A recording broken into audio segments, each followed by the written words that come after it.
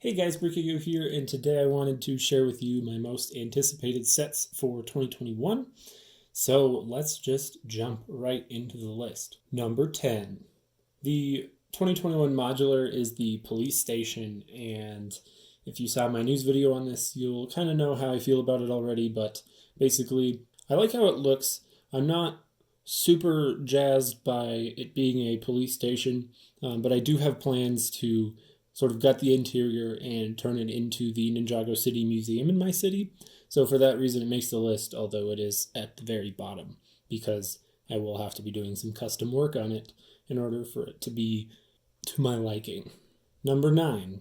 Series 21 of the collectible minifigures was revealed, and it's a kind of a departure that there are only 12 this time around. But there's some really good stuff in here, and two of my personal favorites are the violin boy and then the surfer girl, who's kind of a stand-up paddleboard, and it's also a cheap way to get that dolphin. So these are two figures that I'd probably want to buy, and I group them together because they do kind of fall under the same set number. But yeah, there's other figures that I like, but these two are probably the two that I'm going to try to get first. Number 8. There were two new Super Mario power-up packs revealed for 2021, the Penguin suit and the Tanuki suit, and my personal favorite is the Penguin suit, as I feel like it does a really good job of actually turning Mario completely into looking like Penguin Suit Mario. I have a personal connection to Penguin Suit Mario because that was originally in New Super Mario Bros. Wii, which is kind of my favorite Mario game of all time. Number 7. Continuing the Super Mario theme, we have Super Mario Character Pack Series 2. Some highlights from this series for me are the Hucket Crab, the Spiny Cheep Cheep, Foo, and the Poison Mushroom.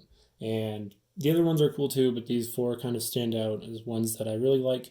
The Poison Mushroom is just really cool that they actually added that, and then the other three are kind of again from that Super Mario Bros. We love. Number 6. This one's a little weird. So one of the city polybags coming out next year is this Lego stand. I don't know much about this set, but I do really like it. It's sort of a pop-up Lego store, and I think that since it's a polybag, it will be really cheap, and I would love to add this to my city, throw it in a park somewhere. I'm not usually this interested in polybags, but this one looks really nice. Number 5. The Overlord Dragon from Ninjago has been something that fans have wanted for a long time, including myself, to finally have a proper Overlord Dragon, and they're finally giving us one. So I'm super excited to get this and have it duel with the Golden Dragon and just have a great time with that. And maybe put it in my city. I don't know. We'll see how big it is. Number 4. The epic battle sets for Ninjago were revealed, and they're all pretty interesting, although Kai is my favorite ninja, so I'm going to have to just put the Kai one on the list. And the Kai minifigure in this set is really interesting, and while the Skulkin, the Whiplash, is not that interesting, it's kind of made up for in the interesting side build. It has a nice little tree on it and a nice shrine. So I really like that, although this entry sort of also stands for the other epic battle sets as well. Number 3. The only Season 14 Ninjago set to be on here is the Catamaran Sea Battle, because, I don't know, I just really needed a Kai sailboat. I didn't know I needed that, but I need it. And it's kind of an interesting premise to me, and there's a lot of great figures in this set, so this takes the number 3 spot. Number 2. The Chinese New Year sets have been praised by a lot of people for being just super detailed and super interesting, and I like a lot of them, but they're kind of expensive and I don't really have any purpose for them. However, this one, the Spring Lantern Festival, kind of changes that.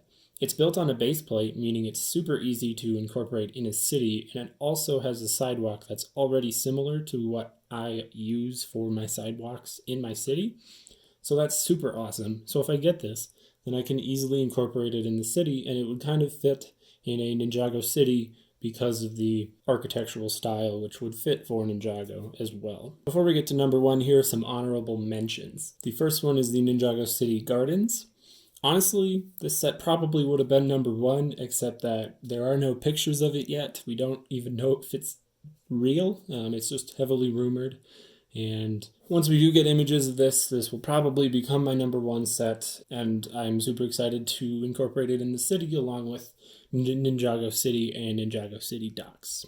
The next honorable mention is the bonsai tree, and this is from the Botanical Collection. That's new for 2021, and it's an honorable mention because I probably will never get it, though I really do like the look of it, and it would make a great desk display piece. Maybe one day. The last honorable mention is the Keeper's Village set from Season 14, and this one isn't as appealing to me as the Catamaran Sea Battle, although it is fairly cool in itself, and it gives off extreme LEGO Adventurers vibes, which I do like, although it wasn't enough to make it onto the list. Finally, our number one set is, you probably guessed it, the Tournament of Elements Legacy set.